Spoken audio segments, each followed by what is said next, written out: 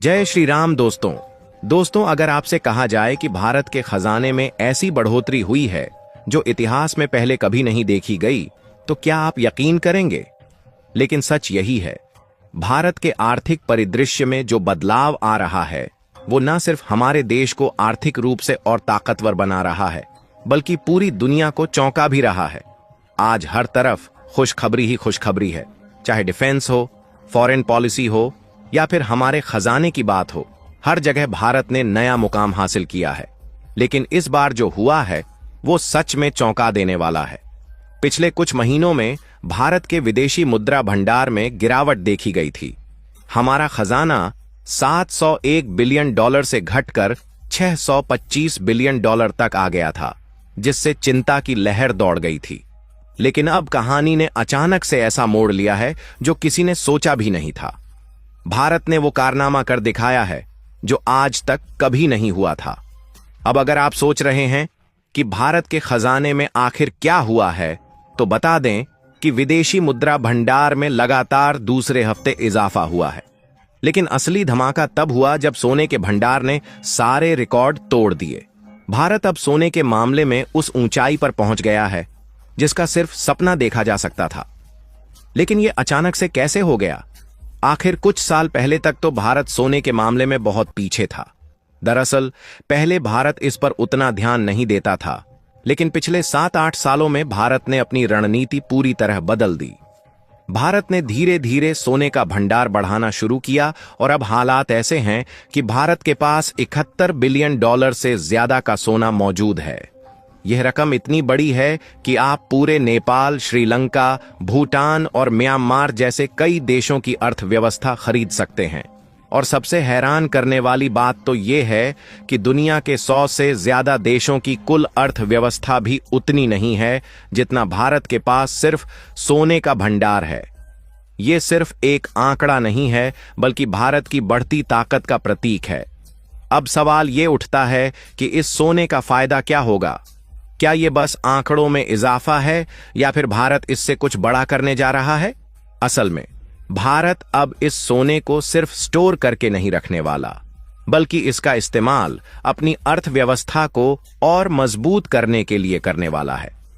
Gold monetisation scheme के जरिए भारत अपनी अर्थव्यवस्था को और तेजी से आगे बढ़ाने की तैयारी कर चुका है। इसका असर भारत की जीडीपी पर भी दिखने लगा है, जो अब 7% तक पहुंच चुकी है। लेकिन रुकिए, कहानी यहीं खत्म नहीं होती।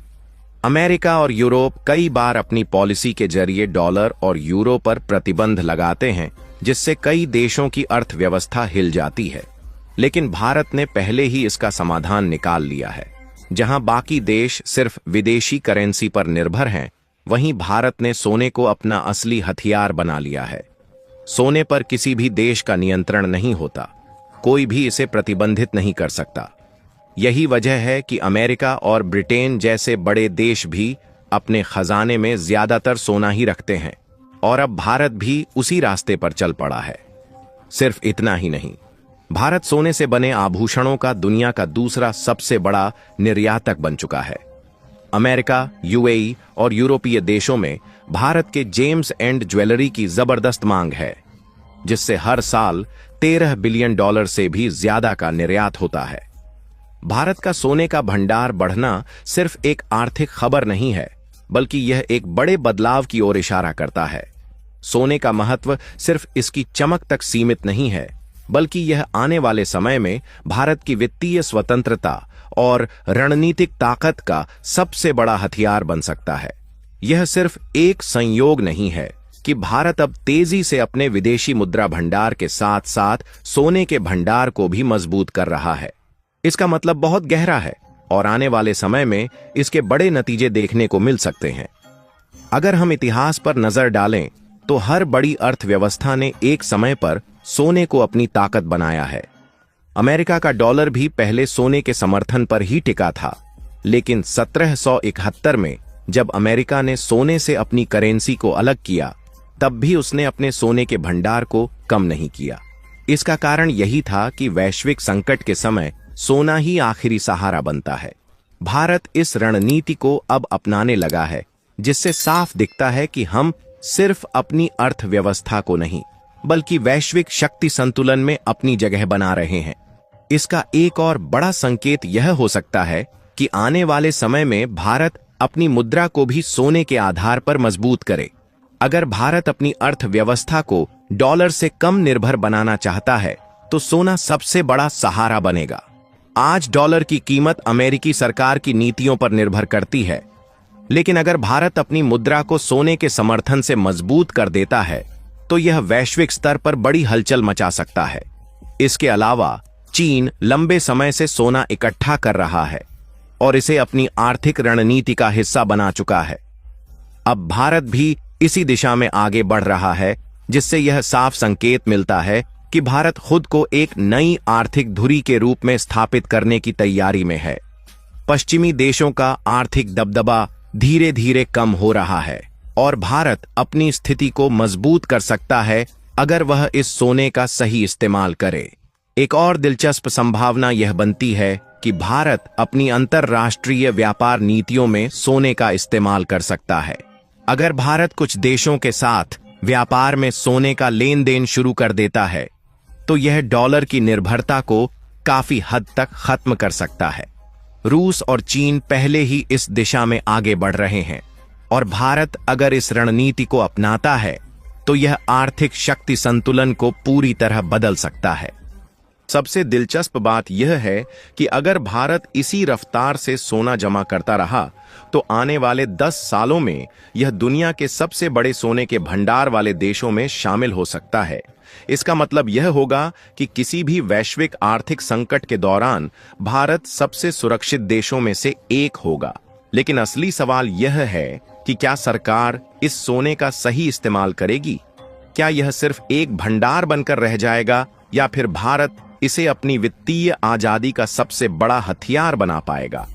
अगर भारत आने वाले वर्षों में इसे अपनी अर्थव्यवस्था की रीढ़ बना लेता है तो यह तय है कि भारत सिर्फ एक उभरती हुई अर्थव्यवस्था नहीं रहेगा बल्कि एक ऐसा देश बन जाएगा जिसे कोई आर्थिक महाशक्ति हल्के में नहीं ले सकेगी।